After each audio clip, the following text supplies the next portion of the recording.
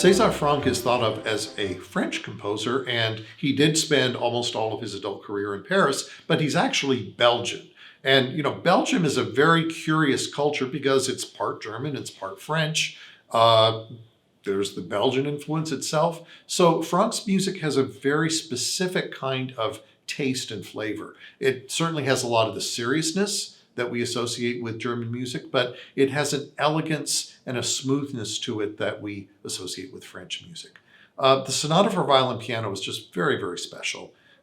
It's as close to perfect as a piece of music can be. It was inspired as a wedding gift for the great Belgian violinist Eugène Ysaÿe, and Franck presented it to Ysaÿe at his wedding, and the violinist said, well, let's go hear it. And he went right over to the piano. Unfortunately, the pianist had gotten the score ahead of time and had a chance to practice it. And they read the first performance of the sonata there at the wedding reception. And the work has been enormously popular ever since. And it's not hard to see why. It's similar to the Schubert Trapp Quintet that we just heard recently, in that Franck seems to be inspired consistently from movement to movement. There are just so many memorable themes, so many memorable melodies. Our violinist, Charles Stegman, has likened the piece to an actual marriage, where you have some movements that are very calm and peaceful and loving. You have some parts that are very tempestuous. Maybe there is some arguing going on and some disagreement. The final fourth movement is a canon in which anything that one instrument says, the other instrument says immediately afterwards. And I know some people at least have found that the key to a successful relationship is to always be saying, yes, dear. And the entire sonata lasts 28 minutes.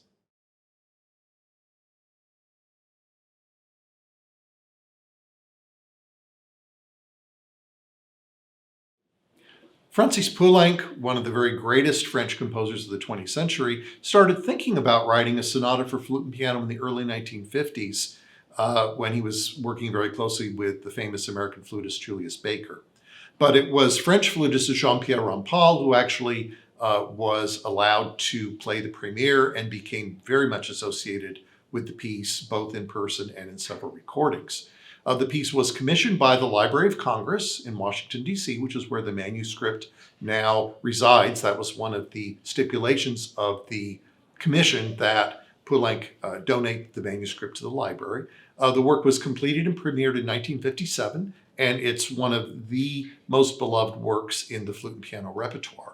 Like almost all of the chamber music that we do here on the Bluff, the piano parts are very significant. Which is one reason why I enjoy playing them. But most of these pieces are written by pianists, and almost all of the piano parts were written for the composers to play themselves.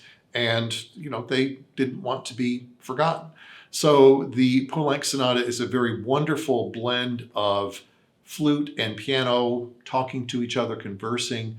The work is in 3 very beautiful compact movements that only take about 11 minutes to play.